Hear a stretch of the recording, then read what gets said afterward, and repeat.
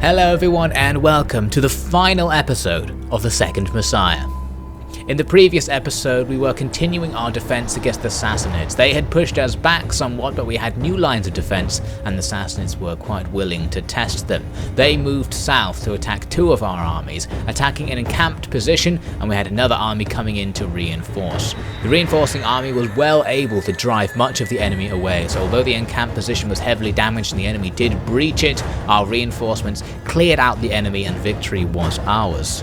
As a result of the victory, many of the Sassanid forces further north near Alexandria fell back and seemed to abandon their campaign to move towards Roderic's position, so it seems things became very safe. Then, randomly, Macedonia declared war on us, a small faction. I didn't think anything would really come of this, but actually they made a naval assault at Rhegium, bringing in a full stack of troops. We are severely outnumbered here, and we're in the middle of the battle.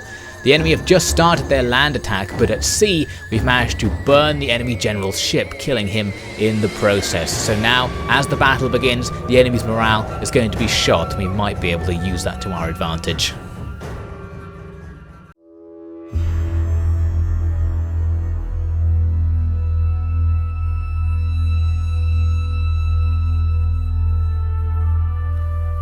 Nobody seems to understand why Vithericus has sidelined Geilemir, or why only he is allowed to return to the source to meet with God. The answer seems obvious to me, having known him for so many years.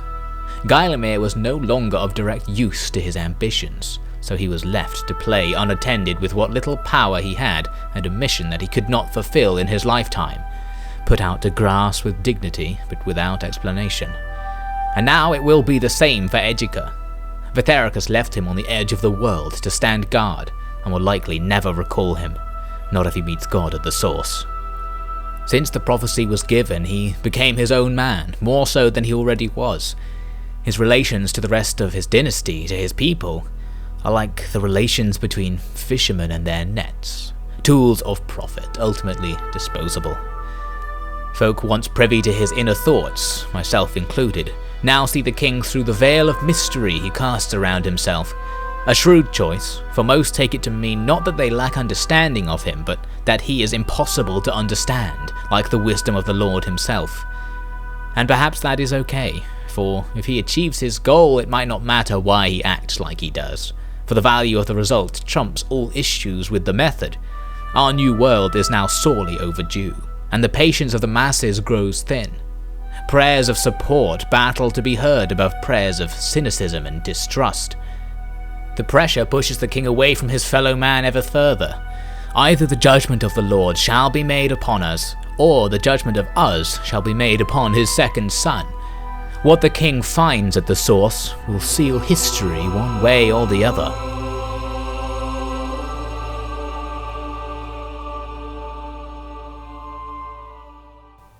Macedonia are continuing their attack here at Rhegium, pressing forces up into the centre of the settlement, where I've got troops set up to try and resist their advance. They're supporting themselves with hurlers there, who luckily don't have very good line of sight. They've still got more forces to land, and those that are stuck at sea waiting for a space to open up on the beach are being harassed by my remaining ship. It's full of fire archers. Unfortunately, these guys actually prove to be pretty much useless. It takes so many fire arrows to start a fire on a ship, and they run out of ammo after just a couple of volleys, so you constantly have to be having them sit there getting more ammo from below deck. So overall, they actually proved quite ineffective at damaging the enemy before they could land, even firing against stationary targets.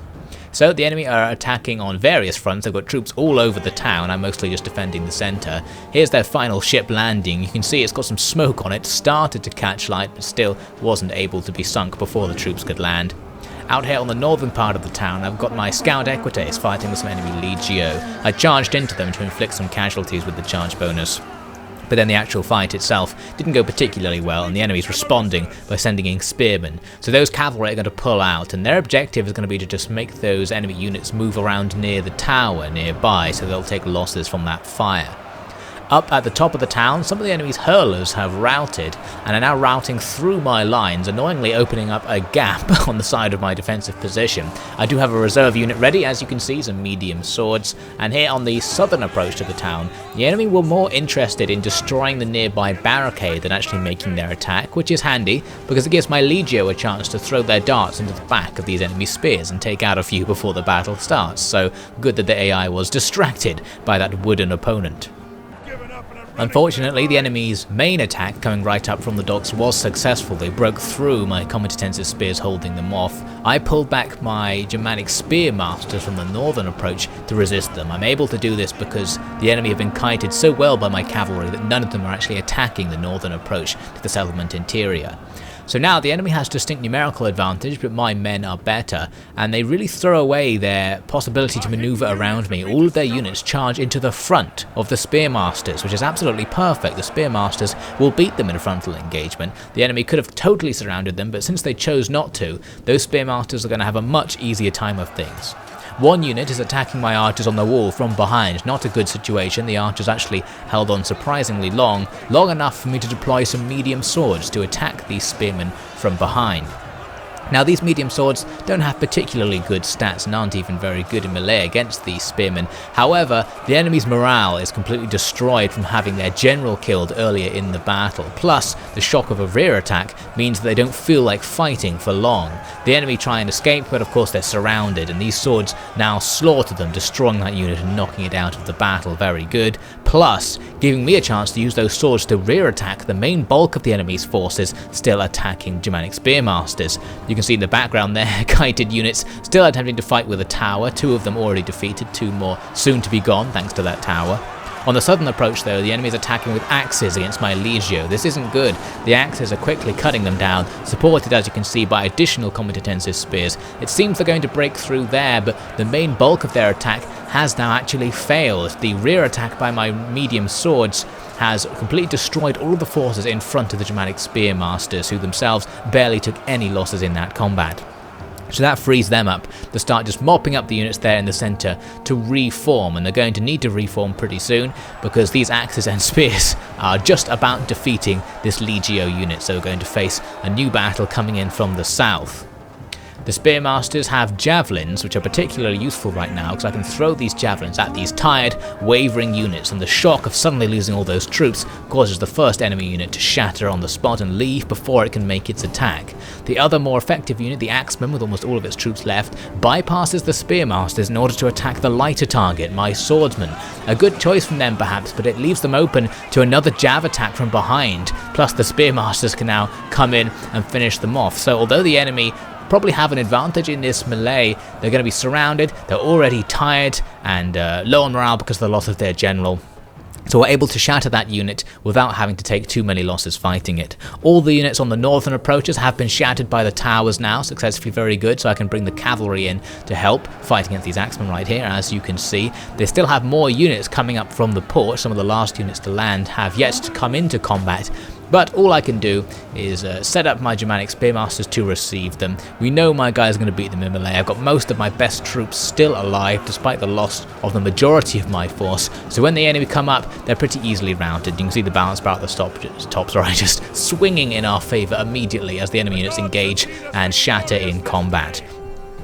So with that, the enemy's army has been completely defeated. A surprise victory for the Gothic forces here, considering the balance bar right at the start of the battle. It's only a Pyrrhic victory, most of our forces lost, but the killing of the enemy's general and the effective defence of the centre of the town has meant that we've kept this settlement, and that's what's really important. Well, if the Lord is not with us, then how have we found victory? If he wants us to follow the king, why does the domain of Chief Saphrax remain? We are healthy, flourishing, free to live as we wish, unlike those who fled south. Is there not more value in our lives here? Does that not suggest that the Lord is blessing us? Listen to me now, listen to me. There is no way to know what is going to happen to this world, but all the signs suggest that our lands are the lands that will weather the storm. If there is to be an end for the Gothic people, it will not happen in Italia, but in Africa. Let the Messiah wait for redemption, for we are quite happy with our lives as they are.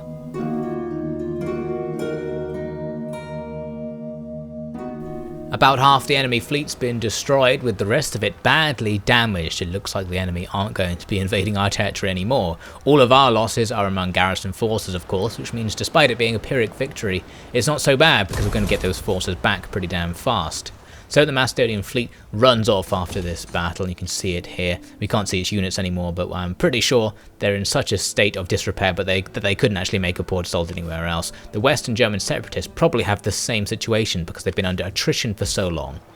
One problematic force is the Atropatene army sitting here at Caralis. I decided to recruit a quick new army, throw in a bunch of mercenaries and start recruiting forces, so if they make an attack, we'll have something around there to defend. Combined with the garrison, we should be okay. Vithericus is continuing his move south. You can see he's now just 3 turns away, 2 after this one, so he is very close to his objective. All we have to do is survive a couple of turns. It seems inevitable that he is going to make it now. Our defences against the Sassanids are very strong as well right now. I'm combining these 3 forces together, fortifying right next to each other. Their zones of control completely prevent the enemy from moving into our territory through this direction, and if they do come en masse, we've got forces massed to defend against them. We've also got right on the other end of Africa, just in case you forgot, Egica, who is still going strong with his army, guarding any approaches that may come in here on the western part of Africa, though there's no threats known, so he's probably not going to have a particularly busy time.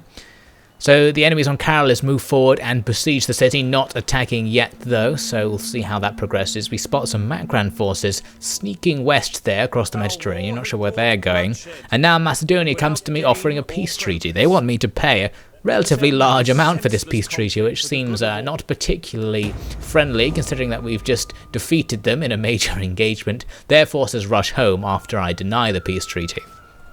You saw me there getting a new general. That's because Roderick has been wounded by a Macran assassin over there on his defensive line, so he needs to be replaced with some random noble. So it's a shame to not have him leading the defense as he has done for most of the campaign, but at this point it's unlikely these forces are going to be attacked, so not so bad. This random guy will have to suffice. The main issue isn't actually going to be that defensive line anyway, because you can see the Macran forces are sneaking round with their navy, taking attrition on the way. We don't know where they're going. They're in range to attack a couple of my ports there right now. If they have any more distant destinations, they're not going to get there before Vithericus completes his mission, so you might not have to worry about them. So at Caralis, we've got a siege situation. The advantage is probably on my side, considering my garrison force is pretty big. As you can see, the enemy will struggle to make this attack, which I guess is why they're going to wait. We'll see what happens. Moving on, actually, they break the siege and move away. It seems they know they can't win, but right after that, the Macran fleet does make an attack on a nearby port. The balance bar's even, and seeing this battle, considering the battle we won just now against Macedonia, this looks pretty easy. We've also won a similar battle before, because the enemy are going to be landing all of their cavalry in advance of the port assault, and those cavalry can be easily drawn into a sacrifice in the choke points of the town. So I thought I might as well fight this battle. It's not going to be very challenging, it should bring an easy victory, but it's nice to have a nice easy one to ease us out of this campaign. The final battle of the Gothic forces is now. They've only got 2 ground units coming in by sea, and I've got 2 boats, so I can intercept both of them and prevent them from landing. Meanwhile, over at the town, I've done the traditional tactic of just putting my men in defensive formations on the town approaches. The enemy, though, as you can see there, have onagers and are able to use those onagers to pound this position. Not going to help, though, because their cavalry are now piling in without waiting for the onagers to do too much damage.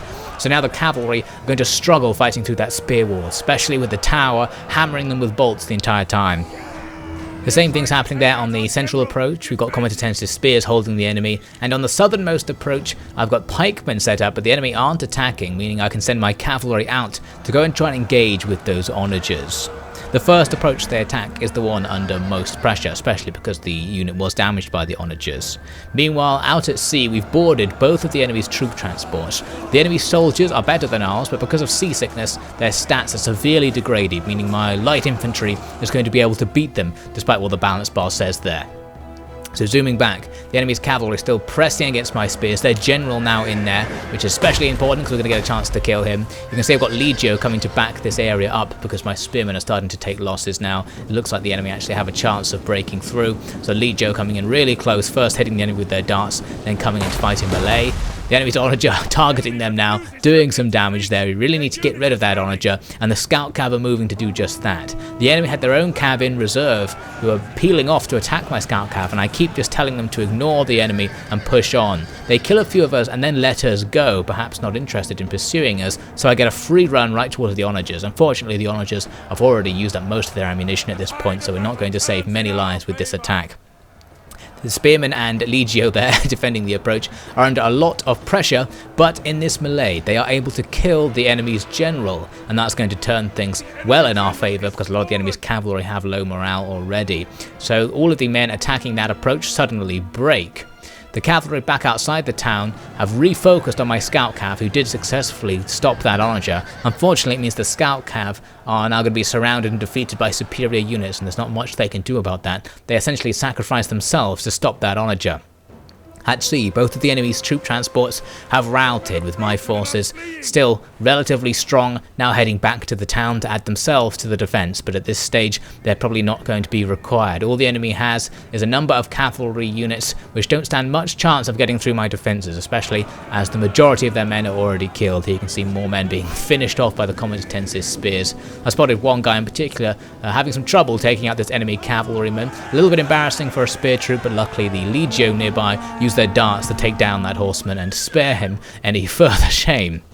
So, as you might imagine, the battle very quickly ends now as the enemy just sacrificed the rest of their units. They never actually got to engage my pikemen. These are the elite Ostrogothic pikemen, a high tier unit that we never even saw in the campaign, so at least they got to go onto the field but never actually join battle. It's a heroic victory for the Gothic garrison, even better than expected. Macran throwing their forces away in a last ditch effort to attack us, but it's far too late.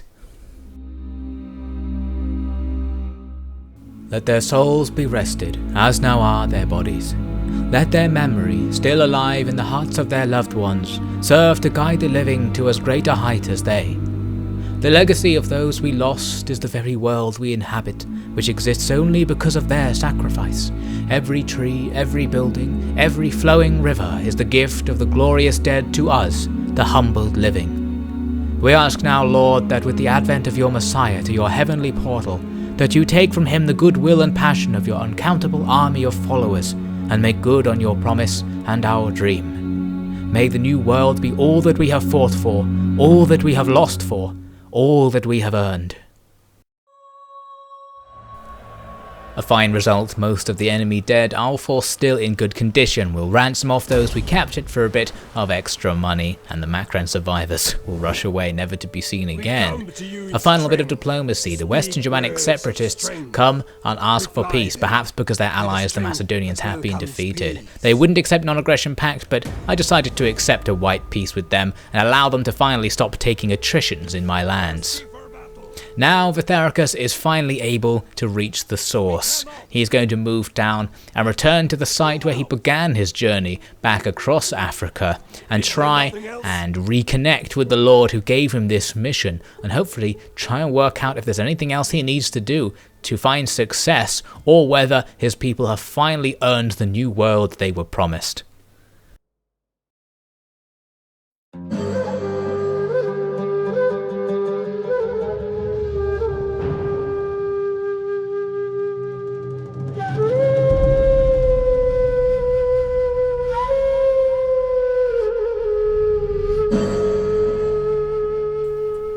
Leave me. I shall go on from here. Set up camp and wait. When will you return? When I am done. Do not worry. The desert will not mistreat you. Rest and await the new beginning. Of course, your worship.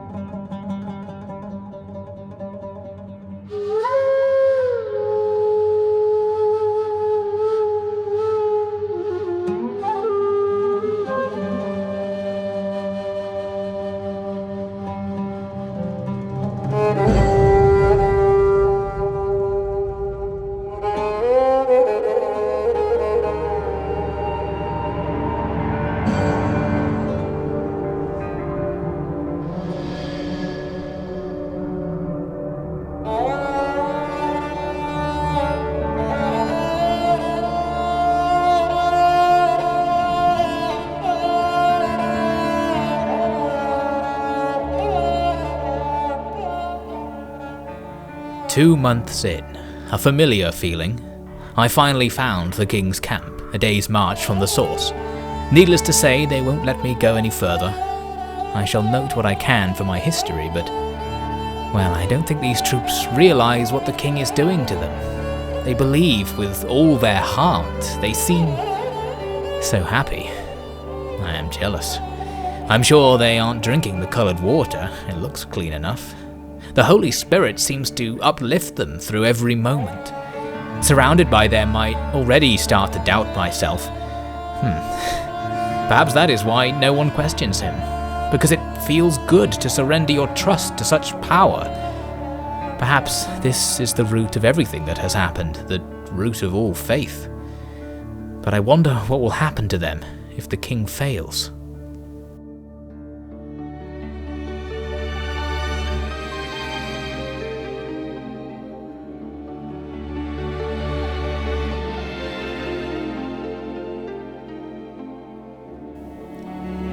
There he is. You see him? Yes. He's praying. We should wait. He's been praying for a whole year. About time someone interrupted.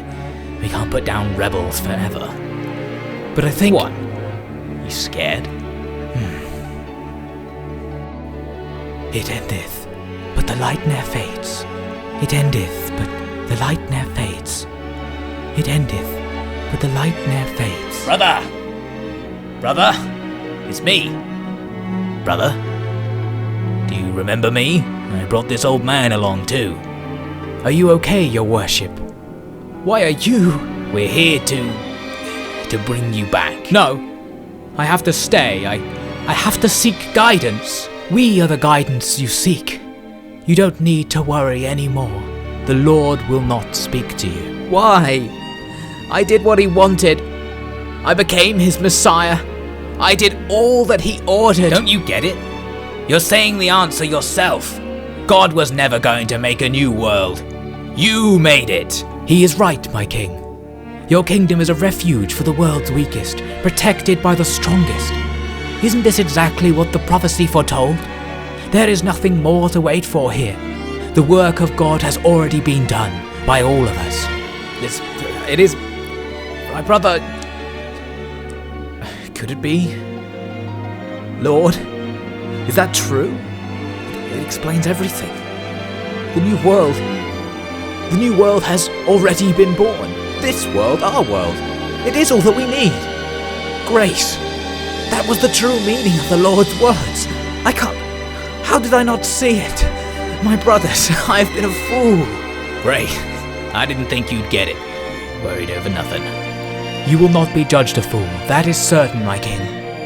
Although, I should add that the time in which I was your brother has long passed. Then it shall return. Take me back to my people, to my throne. I have so many ideas to make our new world even greater. We three are the Lord's messengers, chosen to rule in his stead. Let the Messiah King ascend to rule again, with his brothers as his righteous hands. If you say so. My king, brother, thank you. I will not fail you.